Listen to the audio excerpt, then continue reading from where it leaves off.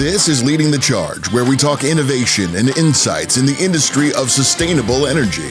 Leading the Charge is brought to you by POWR2, a global provider of energy storage solutions. Let's simplify sustainability. And now, from the POWR2 studio and broadcasting everywhere from leadingthecharge.io, here are your hosts, Tim Doling and Kevin Sturmer. Welcome to Leading the Charge, where we talk battery energy storage insights, innovation, and the industry of sustainable energy. My name is Kevin, and I work in the marketing department of a company called POWR2.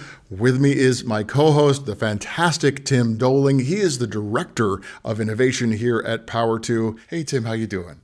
Doing well, Kevin. Happy to be here as always.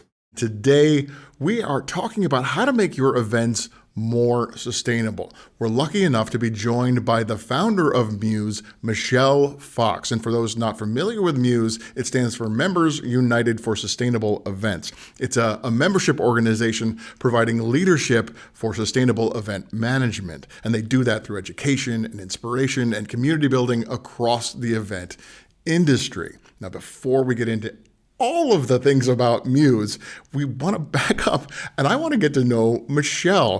Thank you for being here. How are you doing? I'm doing great. Thank you for asking. And thank you for such a wonderful description of MUSE. I appreciate that.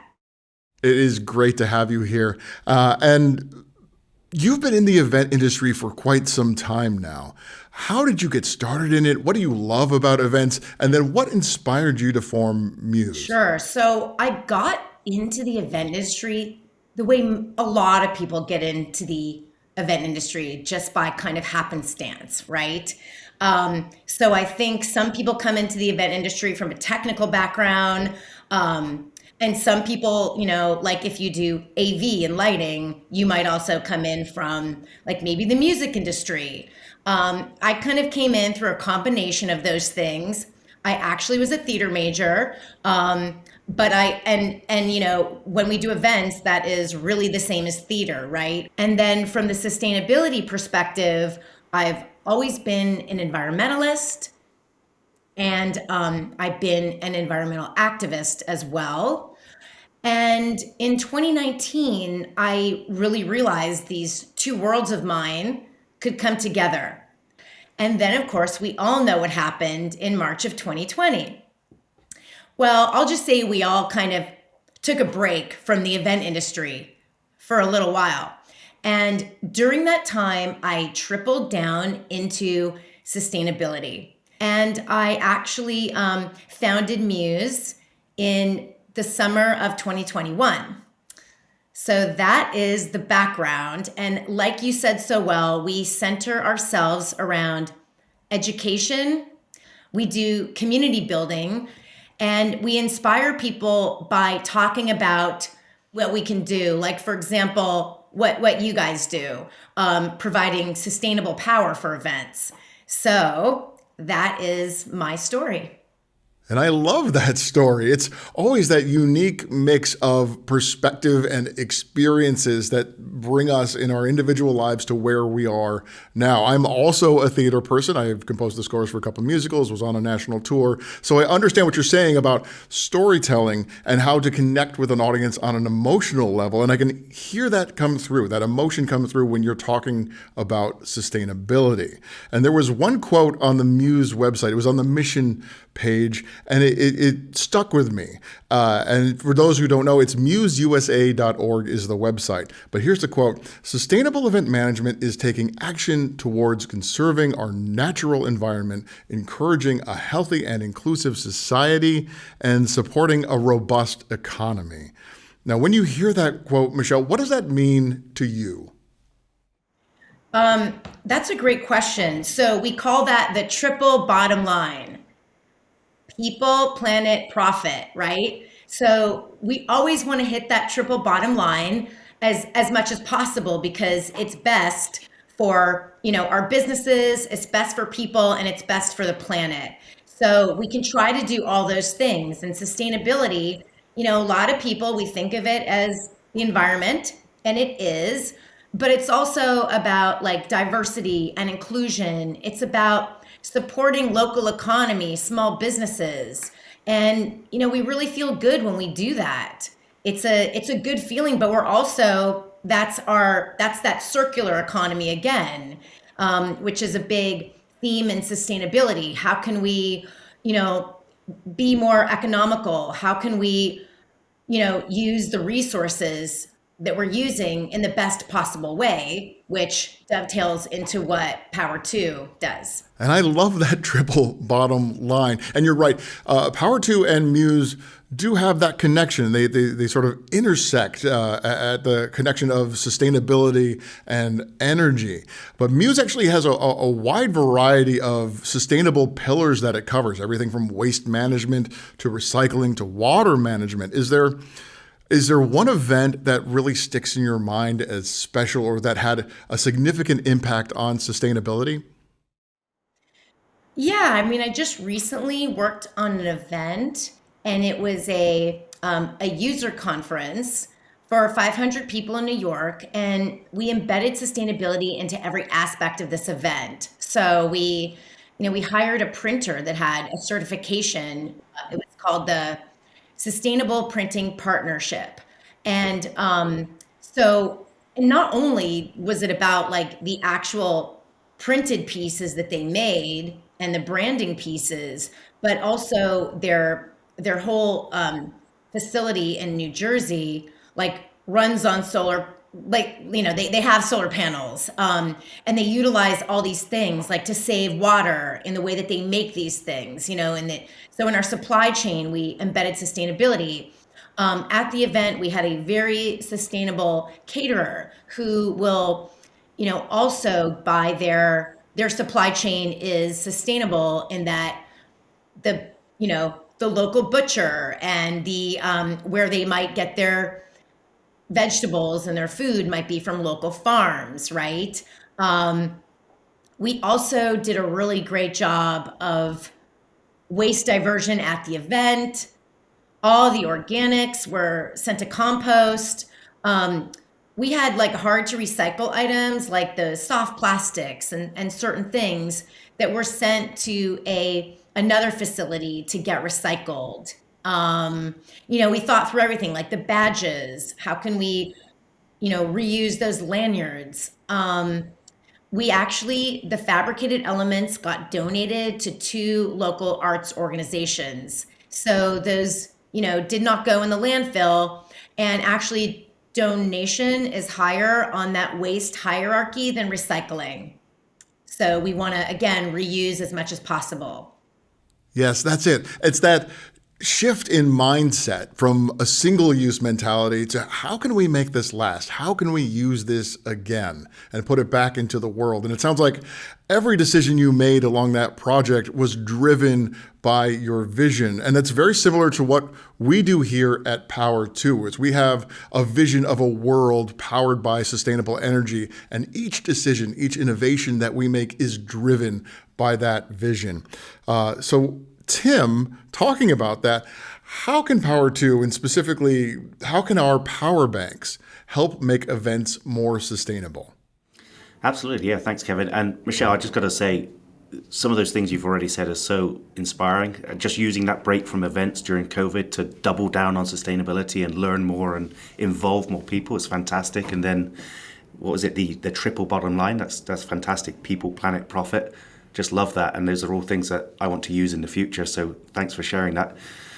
As far as batteries and events, so we started out with batteries and focused on rental companies, right? So we were thinking more construction and those type of applications. But quickly we realized through the rental companies that these were being used in events. So one of the first uses of our product were actually in a golf tournament. It was the Byron Nelson PGA golf tournament just north of Dallas, Texas. And they had a concession stand right out in the middle of the golf course, so clearly needed temporary power. And usually they would run a generator. You're powering up fridges, freezers, menu signboards, the point of sale system and everything. So they would have to run a generator constantly for that. And it's not ideal because you've got people walking by, you've got film and TV crews walking by, and you've got the sound and the smell and the fumes of the generator. So they put a battery in there and switched the generator off completely during the playing time. And that sort of basically lit a light bulb in my head. So this is perfect for events, not just for user experience, but then also for the sustainability side. So the ability to run off a battery allows you to harvest renewable energy. So you could put solar out there. They didn't use solar at this event, but it did open that possibility. And we went from there and saw that these batteries can be used at events to offset where the generator's used and allow the harvesting of solar energy. So it really is a perfect application. Yeah, and I'd love to just like back up what you said. So, one of the first interviews that I did was a company that did kind of like solar power and battery powered generators in California. And he said the same things you said. It's a better experience for the attendees. They're not hearing that loud, diesel powered generator. It's much safer for your employees and the staff. They're not breathing in those fumes all day. People get headaches. There are serious side effects to breathing in diesel fumes all day long. And also, like you said, just that noise. He had a really funny story about those. You can do like a work light that is run by solar or battery, right? And usually everybody would like be so far away from that work light, they didn't want to be around it. But then once it went to like this other kind of power, everybody was hanging out by the light, and because it was not loud and disgusting. And I think we always need to think of things being sustainable as being better, right? It's better. Like LED lights are better than the lights we used to use in events, which were use so much electricity, which were hot. LED lights you can change the color. You don't have to get up on a ladder and put a gel in. I mean, how much better is that? You can just do it from your iPad and like go, we want this room more blue or more amber. And you can like move these little battery powered lights around anywhere you want them. Oh, let's move the uplight over there. No problem. I just love it. So we always can do better when we go more sustainable. Absolutely. And that's part of the educational process because people don't understand that at this point. They always think of sustainability as maybe costing more or being more cumbersome, but it actually is a better way. It's more seamless. It's better for the people. It's better, as you say, people, planet, profit. It really is all there. So there's an event that I often attend just with my family, and there's a boardwalk and there's multiple speakers and concession stands, and they're always running off generators, and there's really, really loud, and it just ruins the user experience because you can't hear the commentators and things. And so I've been speaking to them about putting batteries there instead, and they're super interested, and we'll see what this year brings. But I really do think it's a better way. Well, I always do the same thing. Like now, whenever I go by any kind of like generator that's diesel run, I'm like, oh, they need the other kind. Like this is, if you're just walking through New York, you always see events happening or Long Island or any event you go to. It's like, you're like, that's not how you do it. Exactly. And you're asking why? Why aren't they doing it? And it really often comes down to just education and getting the word out there. 100%. Yeah. That's why we're doing this podcast. I mean, it's about one of the things that Muse is education, right? We need to educate people on these options. Absolutely. And there are a lot of options, sort of like the options we have for our power banks. Yes, we can hook up in a hybrid setup where we're connected to a generator, but we can also set up a power bank where it becomes 100% emission free. And that's, connected to something like a solar array. Tim, can you talk a little bit about what that emission free setup might look like? Yeah, there has been use cases where the ability, as long as the user has the space, right, they can put a large solar array in place and just run the batteries off solar. So that is definitely possible. The limitations of solar obviously is you get a cloudy day, you're not going to get production of energy. If you don't have enough space, you may not be able to put the array of the size you need out there. But if the stars align and the space is there and the climate is such, absolutely you can run off solar. And even if you do have some limiting factors, solar can partially offset the generator, if not fully. Yes, and a lot of savings to be had, savings on CO2 emissions, savings on fuel. You're cutting down on generator maintenance. And there are other applications for power banks as well that they came to mind. I was reading the Muse website, events, and I got to thinking of something like a destination wedding. So Tim, can you talk a little bit about how a power bank might work in a remote setting, so really removed from power, and also a little bit about the remote access capability as well? Absolutely. So we've done it at some community events that are just small scale community events that last for a limited period of time. Say they're just on a Saturday afternoon. We've done it at some 5K charity runs and that type of thing, where you can have the power bank fully charged. You take it out to site, so you tow it behind a pickup truck, very easy, and you connect it to whatever they want to power. So typically it's a sound system, amplifiers, microphones, maybe some lights and that type of thing. And it can easily power that for the 4-hour stretch without needing any generators or any other power source. And you just pack it up and tow it back to base when you're done. And it's perfectly clean power, emission-free, noise-free, and it's just excellent for those type of events that are short scale. So you know ahead of time what you need to power and the duration, and you can size the battery accordingly. So that's a really good application, and it provides an amazing user experience, and is also cost effective because you have no fuel, no moving parts, nothing really to go wrong. Yes, yes. And the reliability factor is huge. It's something that someone can rely on for a long time, and these batteries last a long time. I mean, with no fuel and no moving parts, there's very little to no maintenance. And so if you're an event planner and you like what you're hearing here, you might want to consider joining Muse. There are a lot of notable members already in the Muse membership organization, and it's a great place to share best practices and continue the education on making events more sustainable.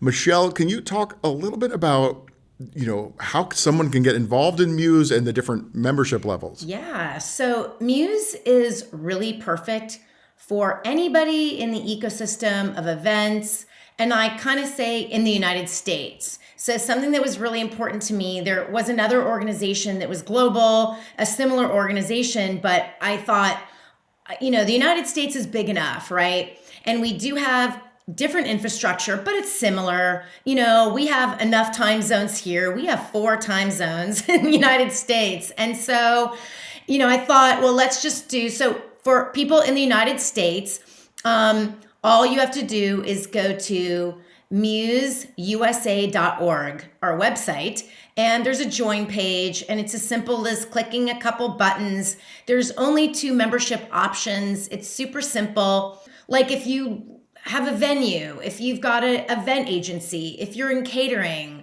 if you're in AV and production, what's nice is that you're not going to feel kind of like alone in the I love sustainability and I want to be more sustainable in my events. You're going to feel more empowered. You're going to feel like you have all these like opportunities and people to learn from, but there's also a great member benefit, and it's the supplier directory. There's a sustainable supplier directory, and it currently has almost 700 suppliers across 25 categories. So the categories could be swag. It could be, I'm looking for a compost company where I'm doing this event. I'm doing an event in Kentucky or Illinois or wherever you're doing your event.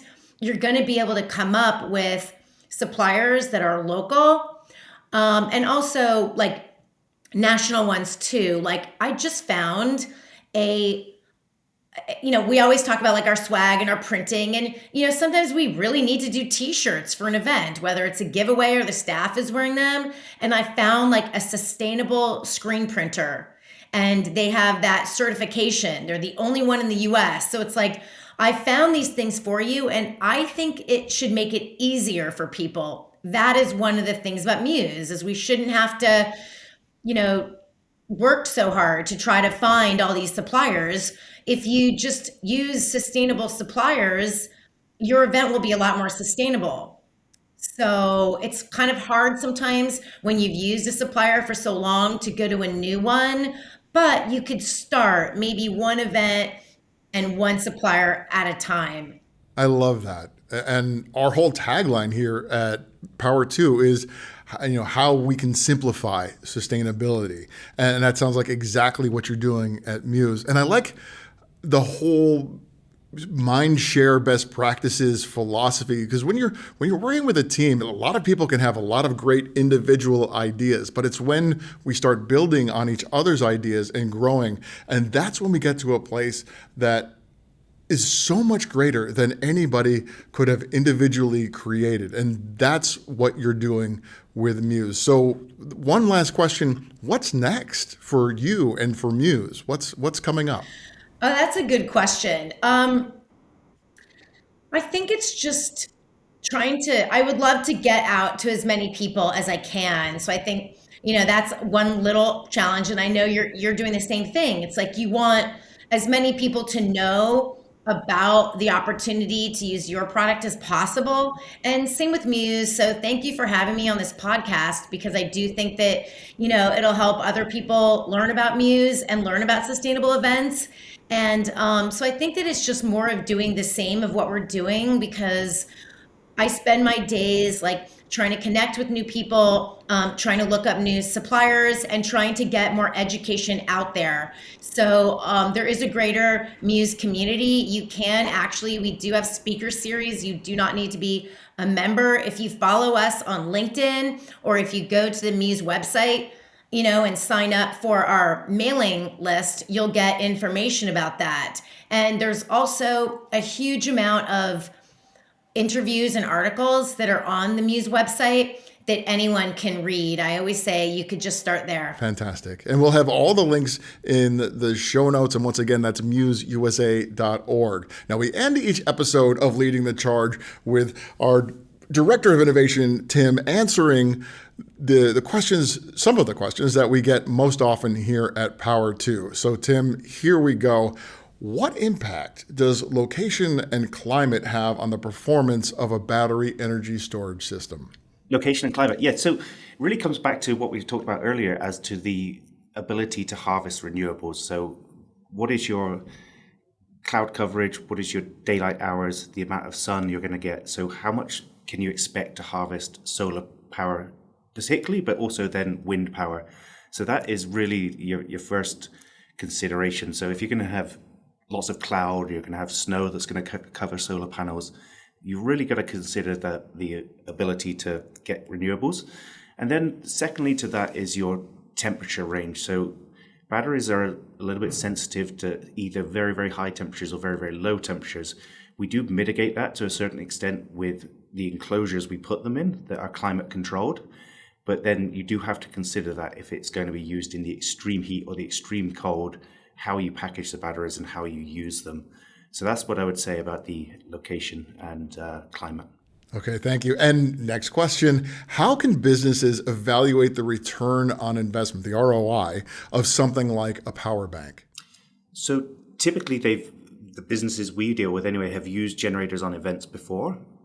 So they know the typical cost base of using just a generator alone, what the fuel costs are going to be, what the servicing is going to be, and all the associated costs that go along with it. So it's easy for them to plug a battery into that scenario and see what the reduction in runtime is going to be and work out a ROI analysis based on that. So it's the type of thing we can help with various calculators and online tools, but it's also very easy for people to do as well.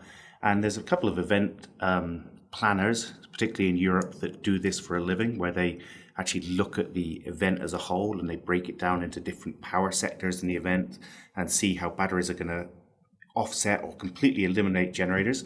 And they have a very nice calculator that just shows all that return on investment. So we can either help with that, point people in the right direction, or just show them how to do it themselves. And on a related topic, we have one final question. Can energy storage systems be remotely controlled? That's a great question.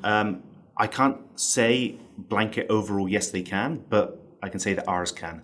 So we can log in remotely to ours. They are controlled by a SIM card. It's the same as your cell phone. So they're sending data constantly to the cloud. And we can see either in real time or in retrospect via our reporting software what impact they're having as far as reducing the generator runtime, saving CO2 emissions, saving fuel usage. So that can be downloaded via a report at the end of the event, Or if it's an ongoing situation like a construction site, we can download that weekly, bi-weekly, monthly, quarterly, or whatever the stakeholders or shareholders want to see it. So absolutely, we can monitor it remotely. And then secondary to that, if there's any problems on site, if anything should crop up, we have engineers that can log in, look at the machine in real time as if they were standing in front of it. So you're not spending the emissions and time and energy to go out to site, you're actually looking at it remotely. So it's a really nice function to have on any battery energy storage system.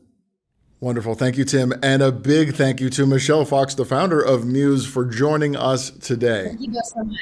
Yeah, thank you, Michelle. I'm definitely heading over to MUSE to have a look at the website there. Be sure to check out museusa.org for all of the details, and whatever platform you're on, hit the like button, the subscribe button, leave a review for Leading the Charge. That really helps. And again, all of the links will be in the show notes below, or you can always head over to leadingthecharge.io.